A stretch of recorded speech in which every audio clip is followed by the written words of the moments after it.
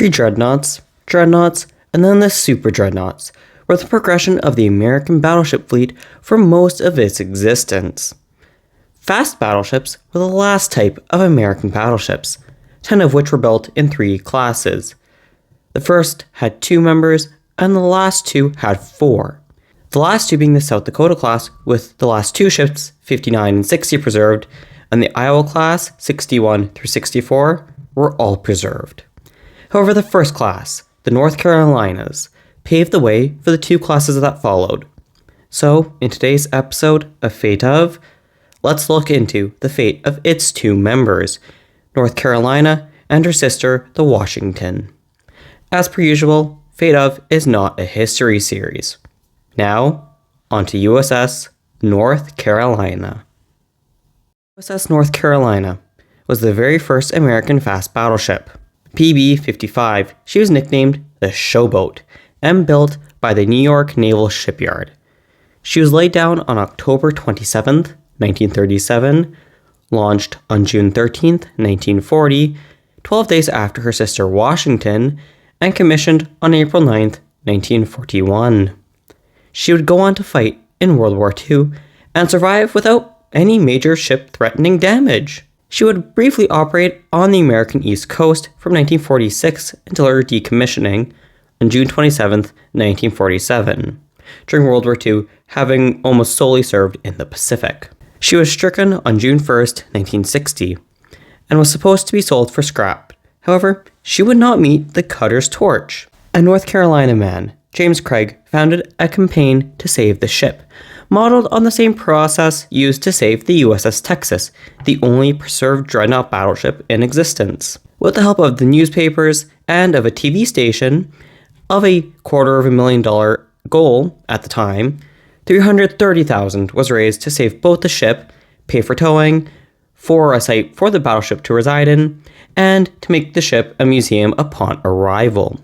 3 cities were considered: Southport, Morehead City, and Wilmington, all in North Carolina. In the end, Wilmington was chosen, as it was further inland and much more protected from hurricanes.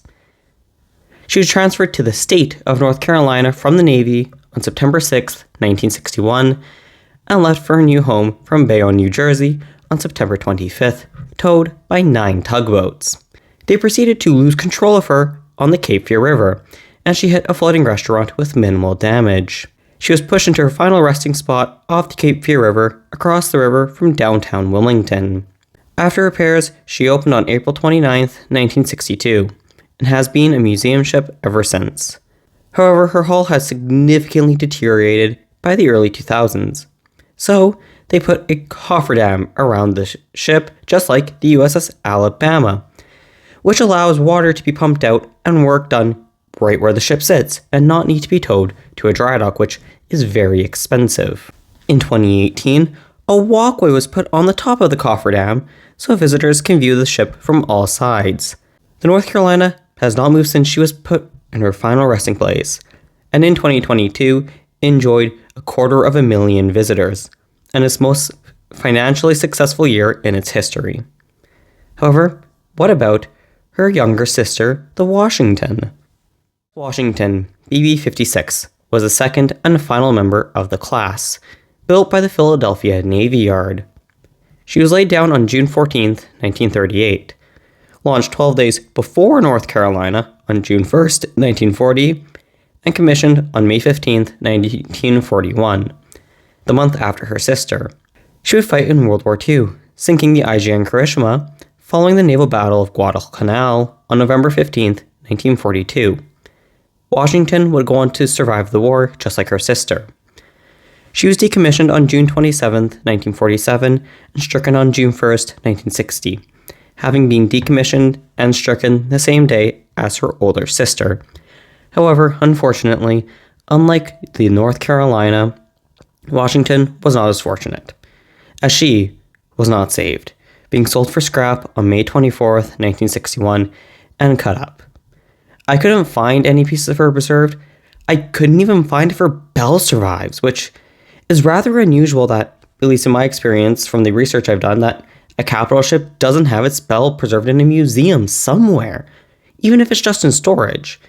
And again, that's off of ships I have researched. So it's quite possible, since I have researched the vast majority, that it could just be the ones I'm looking at. But I could not find if Washington's Belle survives, which, if it isn't, that's truly a tragedy, as it would at least be some part of the ship. Preserved is much better than none. But in this case, as far as I know, we have none. She did have a rather unfortunate fate, unlike her sister, but at least the North Carolina lives on. The first American fast battleship is preserved, and the second was the only one of the 3 American fast battleships that were ever scrapped, along with South Dakota 57 and 58. One preserved and one scrapped is a phrase often heard in this series, with many ship classes being only 2 or 3 members that I've covered so far.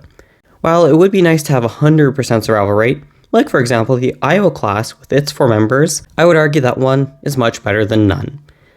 Especially in this case, where the preserved ship is not only the lead ship, but is the very first of her type with the American Navy as a fast battleship. So at least North Carolina still exists to carry on her fallen sister's legacy.